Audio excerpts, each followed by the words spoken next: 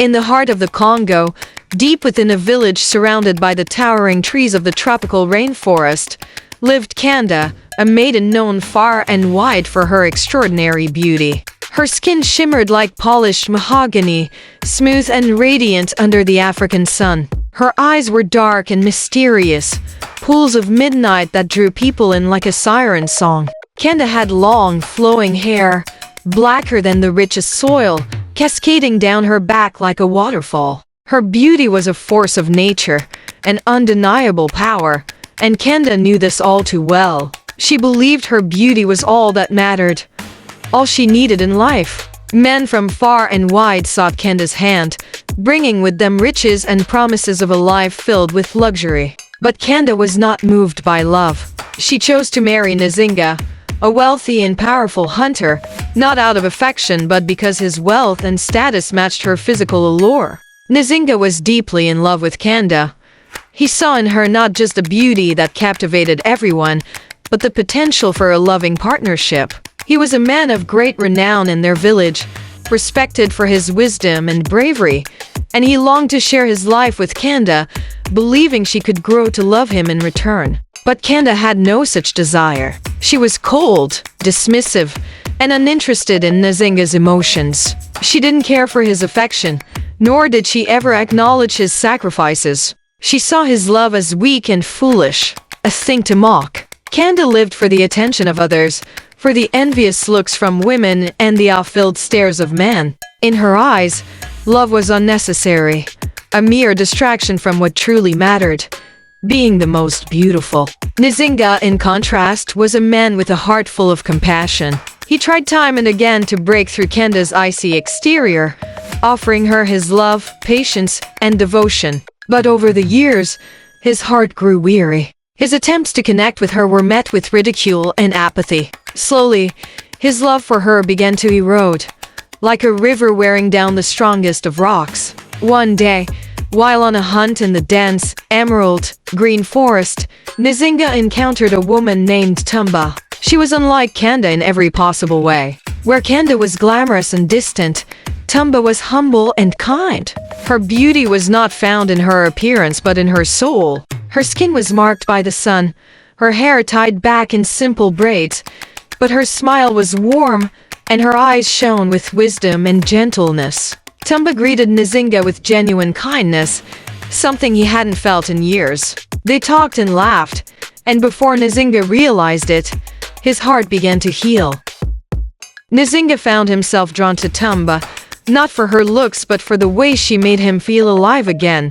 She cared about his thoughts, listened to his stories, and made him feel valued. Day after day, he returned to the fort. As their bond deepened, Nzinga's feelings for Kanda dwindled even further, replaced by a growing love for Tumba, who understood him in ways Kanda never could. But in a village like theirs, secrets never stayed hidden for long. Whispers spread through the market and along the riverbanks. Nzinga, the great hunter, was spending his time with another woman. When the rumors reached Kanda, she scoffed. No one, she thought, could ever steal Nzinga away from me. I am Kanda, the most beautiful woman in the Congo. No one compares. But soon, the whispers grew louder, and Kanda's confidence began to waver. Curiosity turned to fear. She had never needed to fight for anyone's love before, but now something deep inside her stirred. She realized that she might actually lose Nzinga. It wasn't love that drove Kanda's sudden concern, it was her pride. How could a woman as plain as Tumba even think to challenge her?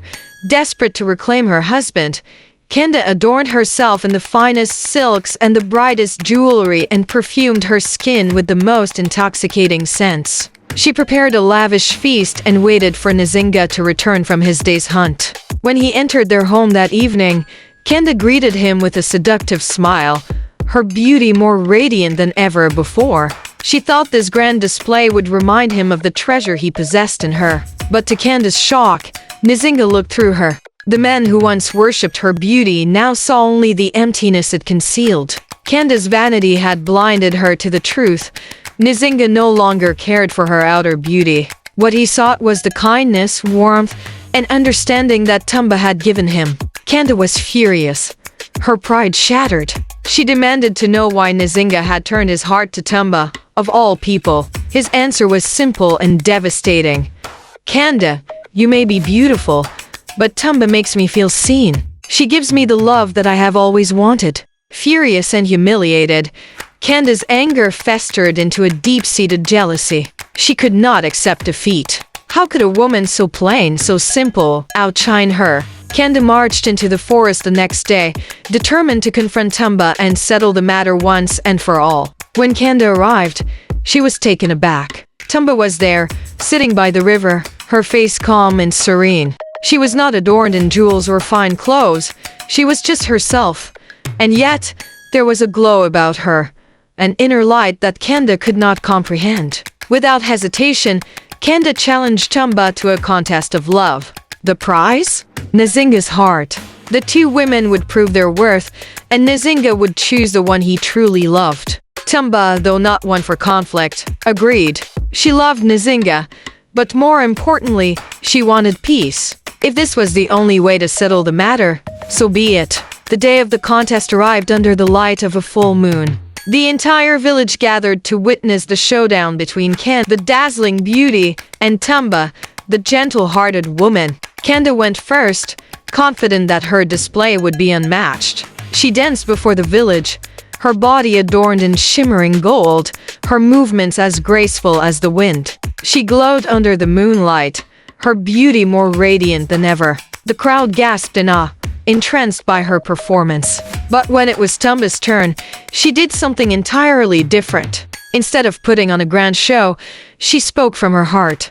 She told a story about love, patience, and the power of understanding. Her words were simple, but they resonated with the people. She spoke of how love was not about beauty or wealth, but about connection, compassion, and the ability to make someone feel truly seen. As she spoke, Nzinga's heart swelled with emotion. He realized that what he had with Tumba was something deeper than anything he had ever known with Kanda. In the silence that followed Tumba's words, it was clear to everyone, including Nzinga, who had won his heart. Tumba had shown him the love and warmth that Kanda, with all her beauty, never could. Nzinga walked to Tumba's side, choosing her not out of pity but out of a deep, abiding love. Kanda, unable to accept defeat, was consumed by jealousy. In her fury, she turned to the dark arts, seeking out a village shaman who practiced forbidden magic. She begged him for a spell to curse Tumba and to take away everything that she had stolen. The shaman warned her that such magic came with a great cost. But Kanda, blinded by rage and pride, did not care. She wanted revenge. That night, Kanda cast the spell. But in her desperation, she made a terrible mistake. The curse she had intended for Tumba backfired. Instead of destroying her rival, the spell consumed Kanda's beauty. Before the village's eyes, her once flawless skin began to wither, her hair turned brittle, and her face, once admired by all, became twisted and unrecognizable. Kanda's vanity had led to her downfall, and now she was left with nothing. Kanda fled into the forest, where she wandered for the rest of her days, cursed to live in the shadow of the beauty she once took for granted. She became a cautionary tale, a reminder to the villagers that true beauty comes from within, not from the fleeting charms of the physical world. As for Nzinga and Tumba, they lived a life of quiet contentment. Their love, built on kindness, trust, and understanding, grew stronger with each passing day. They taught their children that true love is not about what you see but about what you feel in your heart. And that, my dear listeners, is the tale of Kanda, the maiden who learned too late that beauty without love is an empty vessel. What do you think of Kanda's choices? Do you believe she could have changed her ways, or was she always destined to fall? Let me know your thoughts in the comments below. And if you enjoyed this story, don't forget to like, subscribe, and hit the notification bell for more tales from around the world. Thank you for watching Folktales of Many Tribes, where we share stories with meaning. See you next time.